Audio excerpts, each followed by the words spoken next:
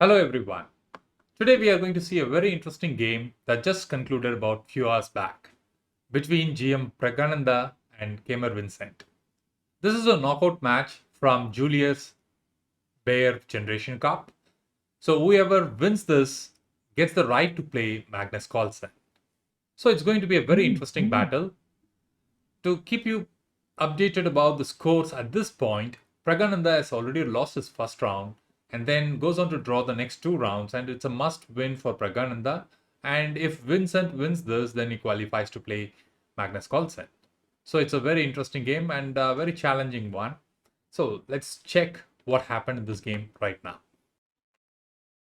Praggnanandhaa starts with knight f3, d5, g3, c5, bishop g2, knight f6, and we have standard ready opening here. The whole point of this is to maintain this long diagonal for the bishop and put pressure on d5 and b7 along this along this diagonal, and then put tremendous pressure. At this point, there is no challenge on the d5 pawn, and as you see, the game progresses with e6, c4, straight away going after that long diagonal. Of course, d4 was played, e3, knight to c6, takes. So black absolutely has no complications. It's a pretty much, comfortable position for black. And this is one of the challenges with ready opening. White doesn't have any significant advantage. There is no initiative, nothing. But then Praggnanandhaa chooses to play this for many reasons. One, this is a very complex opening. It leads to a positional play, which Praggnanandhaa believes that he will be able to do that. So now d3, opening up the lines for both the bishops, and it's a pretty active bishop for white. That's very good for Praggnanandhaa. Black goes on to develop bishop to c5, bishop g5, and now h6. So at this point, it's very important what Praggnanandhaa does. And then he goes on to grab this knight on f6. Interestingly, black goes on to capture with g takes f6, knight a3, and now black castles. So here, if you look at this position, yes, objectively, there are certain things accomplished. One, these are isolated pawns, which Praggnanandhaa can just add some pressure on at later phase of the game. And also, at some point, you would like to retrieve this knight here and play a3, b4, break, and then try to expand on the queen side. So these are some of the ideas for white. Black, on the other hand, has comfortable position. Probably the king would drop up, and maybe he will have to think about how to activate this bishop. And there is going to be some sort of pawn push, and then it's going to be a king side play for black, and queen side play for white. So let's see what happens. Rook b1, straight away preparing for b7 target. So at some point in time, he believes that the knight would retreat to c2, a3, b4, and then advance. And then as the line opens up, there is tremendous pressure built on b7. So king g7, queen d2, having an eye on this square. At the same time, being accessible to f4 as well, just in case. So queen d6, knight c2, a5, a very prophylaxis move, I would say, because he sees that the pawn push and advance is coming, and then he goes on to stop it right away. So there is no way to push this, at least at this point in time. So a3, a4, fixating this pawn. Just if you play b4, you would simply, end passant. And queen e2, just improvising the queen's position. f5, knight retreats, then bishop d7. At this phase, both the sides have accomplished development, and strategically there are no weaknesses. It's fairly even. It all depends on how white continues to build this attack, and what black is going to do with this bishop. These are the things that's going to determine the outcome. Now b4, en passant, and knight takes. So Praggnanandhaa goes on for very solid queenside attack. So b6 was played.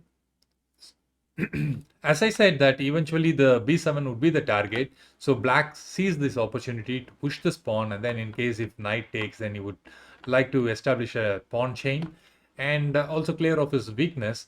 And right now this pin is not a great threat because it's sufficiently protected, and the rook can simply move off as needed. So takes, rook b5, and white continues to go for the queen side attack, and black is about to set an attack on the king side like we discussed earlier. So e5, rook b1, then offer straight. So he's trying to improvise before the actual exchange. He wants to just bring the knight to e1, probably has some other plans. Let's see what happens here. Knight a7, takes. So until this point, black has accomplished and there are no real weaknesses. White has to find a way to break in and win this game, otherwise he's out. So it's a very big pressure on him. So will Praggnanandhaa survive this intense need to win? It's a must win for Praggnanandhaa. Will he be able to do that? Let's see.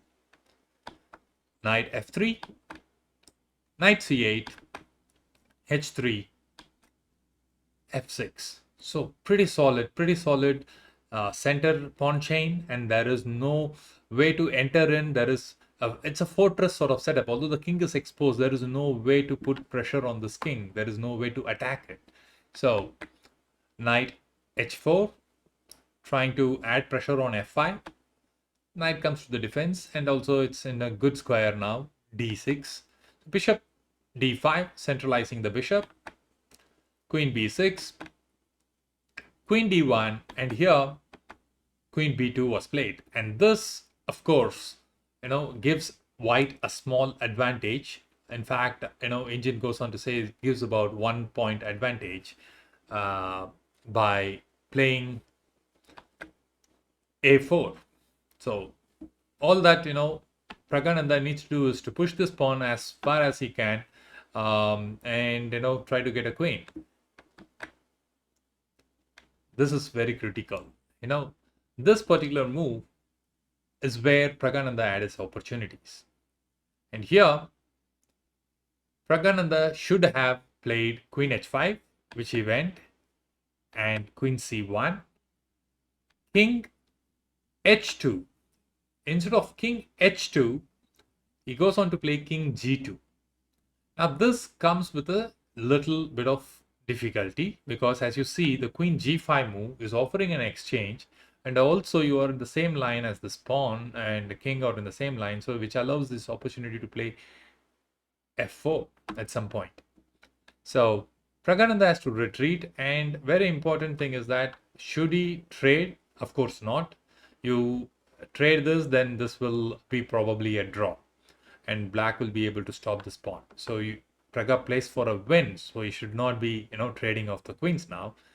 But there is a winning move here, which is of course queen to d1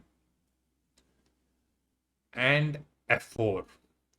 At this point, he is supposed to play a5.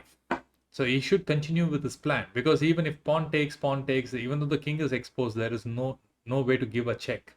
So the king is right away safe here, even though f4 and e4 breaks are coming. Still the king is safe, and there is enough number of pieces to protect around the king. So all you need to do was to push this pawn, and then you would have got some serious advantage. Instead, Pragga makes a mistake. Remember, this is a rapid game, and when he took this pawn on e4, which allows Vincent to play f takes g3, and this gives away all the advantage that white had. So queen e3 and queen c2. This is where Pragga made a huge blunder. Can you spot the winning move for black? I give you about a couple of minutes. So feel free to pause and then come back. I hope you thought through this and then found the right winning continuation for black, that is d3. Now, there is no way to stop this pawn from promotion. So Pragga tries queen f2, but this is again another blunder because bishop takes h3 and he cannot capture the bishop because queen is hanging. So king has to go to g1, and right now he gives a check on c1 as the king moves. Now he offers a queen exchange. Of course, he doesn't want to do that. King g1 and d2. At this point, Praggnanandhaa lost all his chances and then he resigned the game. So Keymer qualifies for the semi-finals to play Magnus Carlsen, and that was the update from this interesting online tournament. Pragga had his chances, but then unfortunately he couldn't convert it. Although it was a pretty exciting game, and he had his chances. Both the teenagers have done their best, and then probably they could be the future world champions. So we will wait for more games between these two interesting teenagers. Hope you enjoyed this video. See you in another video with interesting games. Thank you.